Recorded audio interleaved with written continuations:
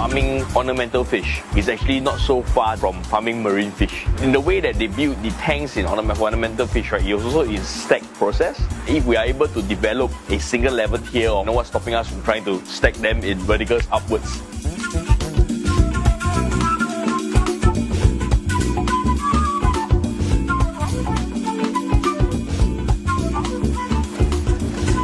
We're a land-based aquaculture facility, and it's an enclosed environment. One of the key points of a land-based vertical farming like what we have here is actually we are very kept in a clean environment, not exposed to any form of contamination. The labor footprint is actually very low.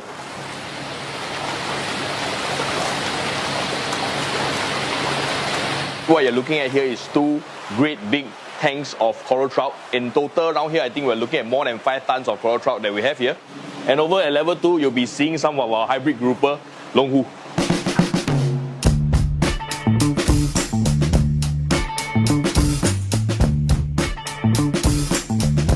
I want you all to have a look at this place where we actually are housing some of the fries of the Longhu.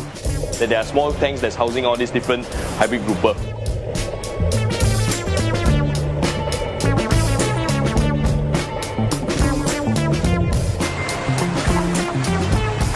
We have 4 main species right now that we're farming. We have the hybrid grouper, the coral trout, the white shrimps and the blue shrimps.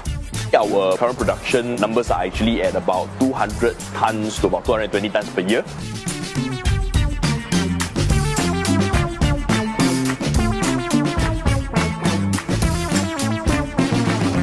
Money is a problem lah.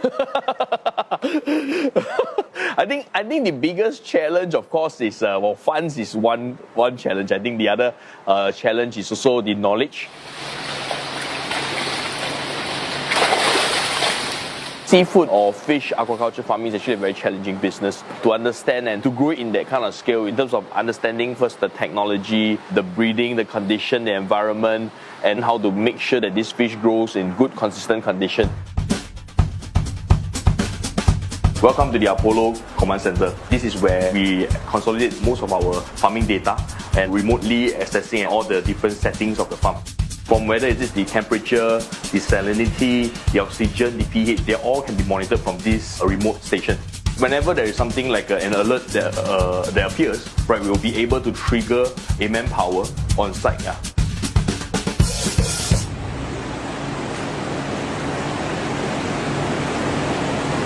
The high-tech farming sector is actually a really nascent sector, and it resulted from the confluence of a few fields: traditional agriculture, as well as engineering, biotechnology, robotics, artificial intelligence. Farming today has much more possibilities than people have imagined in the past. I think the golden question is always, if Apollo is using technology, wouldn't your production be more expensive and not competitive than the other kind of traditional farming? So the answer actually is because that we are now producing 6 times more, right, in terms of absolute production versus that cost, right, based on proportion, we are actually more competitive.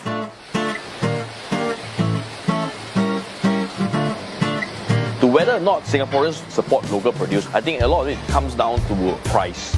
Price is always still the concern that Singaporeans are looking at. I mean, to them, they actually not so worried about produced where or imported because it hasn't really hit that point yet. But COVID does bring up that awareness. But at the end of the day, Singaporeans, they still look at price. The industry players themselves are fully aware they cannot be producing all premium products because that will subject themselves to a risk. So they're doing a portfolio approach, producing some for the mass market and producing some for the premium market so that they can come up with a profitable formula.